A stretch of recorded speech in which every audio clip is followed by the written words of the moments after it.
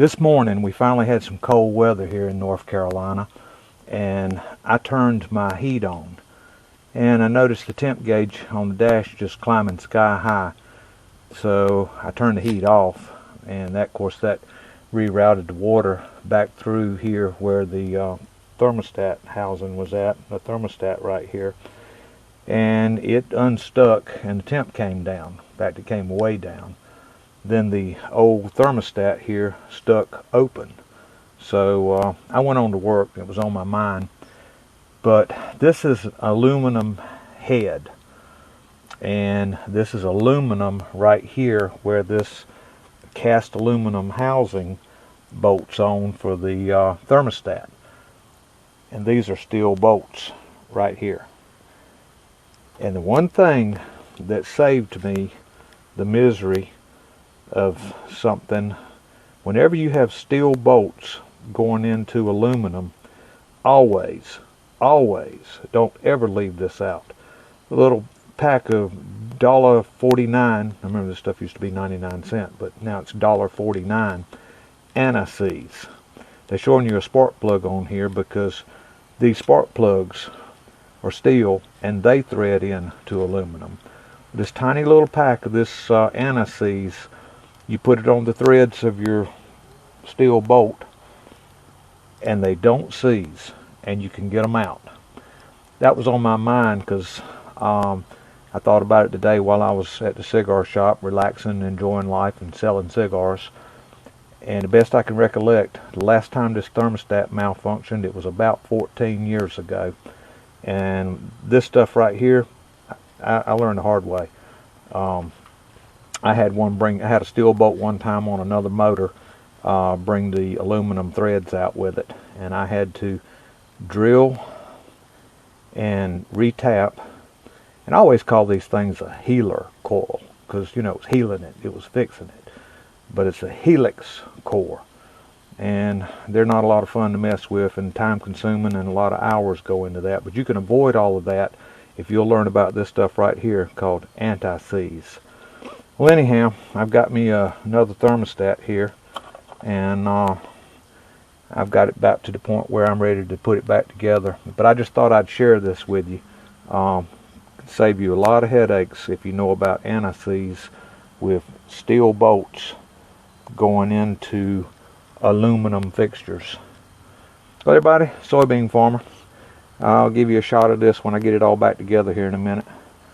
Everybody, thanks for watching. Thanks for subscribing to my channel. Bye, y'all. Been some cool places on this little thing. North Carolina Outer Banks, right out on the coast, up and down the sand, right alongside the ocean, all the way to the Virginia border. North Carolina mountains. Got off on some logging roads and went off on places that probably weren't supposed to be, but the little truck didn't have any trouble going there. Over in East Tennessee, some great trout fishing going on over there.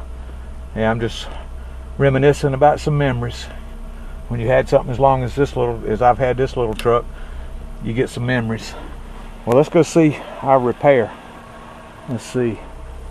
The temp gauge is starting to come up. That's good.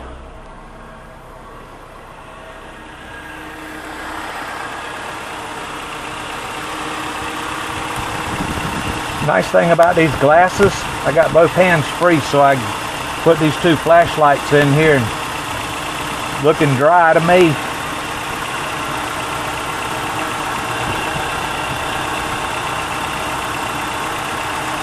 That was a tight spot getting in there, all these vacuum lines and other lines. All right, let's see if we got pressure. Yep.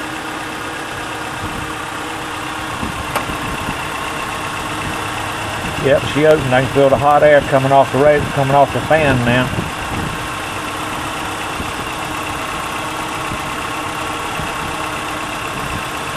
All right.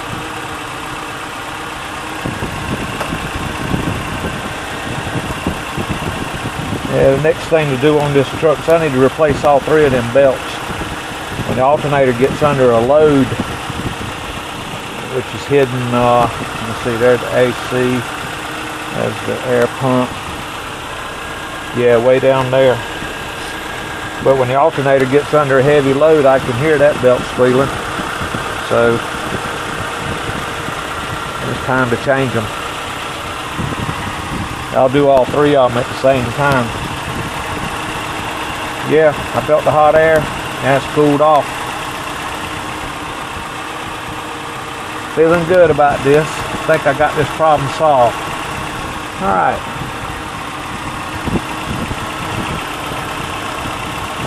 Yeah, the nice part I like is I don't see no water spraying out anywhere. That's a good thing.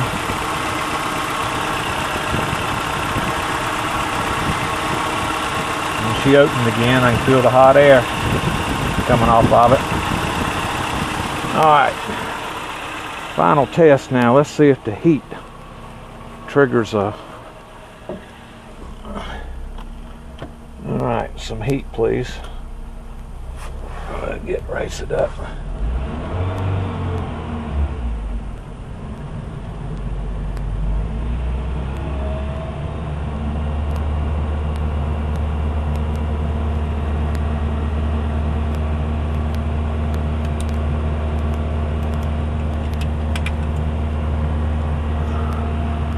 See, that's what happened this morning. It was cold. It was about 40, I think maybe 39 degrees here this morning.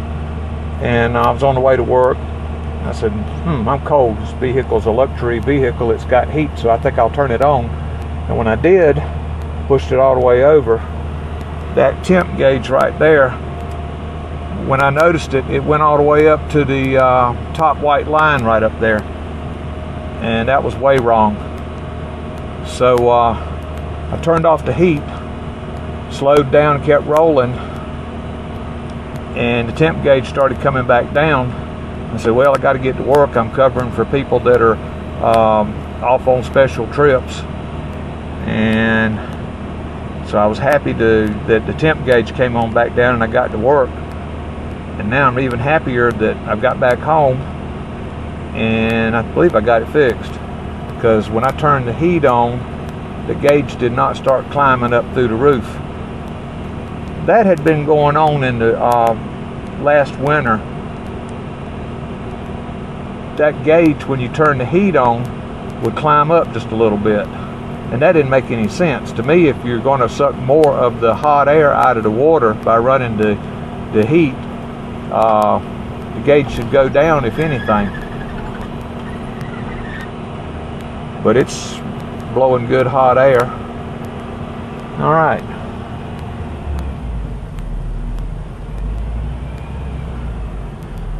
Might need to run it down the highway right quick. Always tickled when I get a successful repair. And so pleased that I didn't have to pay somebody else to do this. You know, it's kind of embarrassing when your wife says, you got all those tools out there and you're going to take that up there and let them fix it? And I'm like, well, I ain't got time to work on it. And that's kind of an embarrassing predicament when you're sitting there saying, yeah, I got all these tools, but I ain't got time to work on it. But this worked out sweet. I am tickled to death. Well, turn that off. Go up there and see if it cycles. That's about where that gauge is supposed to be. And it's holding. I'm just sitting here idling, and that's when you're actually going to get about the most heat build up on an engine. Is just sitting and idling, because a lot of the cooling capacity depends on you moving, going down the highway. Yeah, it looks about right. Well, let's go stare at it one more time for leaks, and let's see if it kicks on and off and blows that hot air.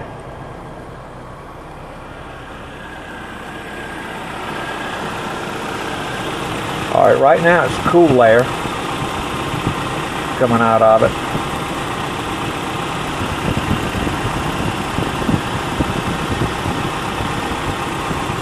Yeah, imagine having the heat on. Yeah, that's hot.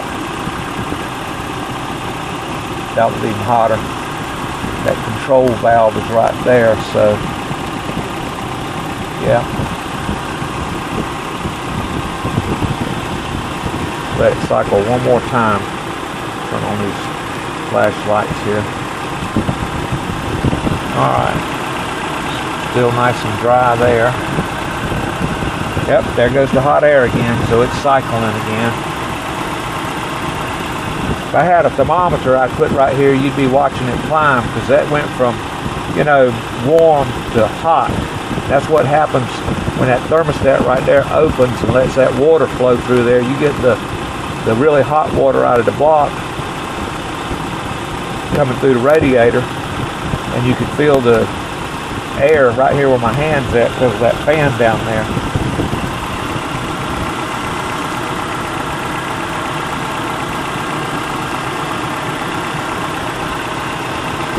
Yeah, it's dry. I don't see any leaks in there anywhere.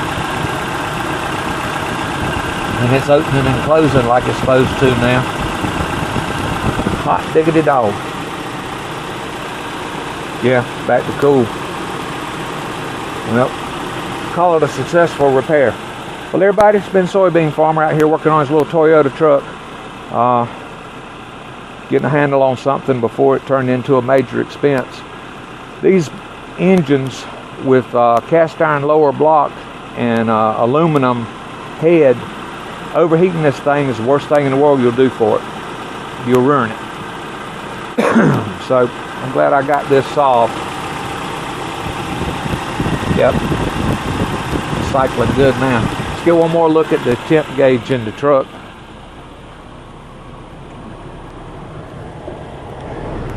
Yeah, that's holding back where it's supposed to be now. Cold air coming off the heat.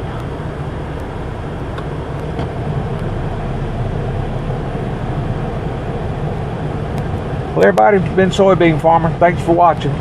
Bye, y'all.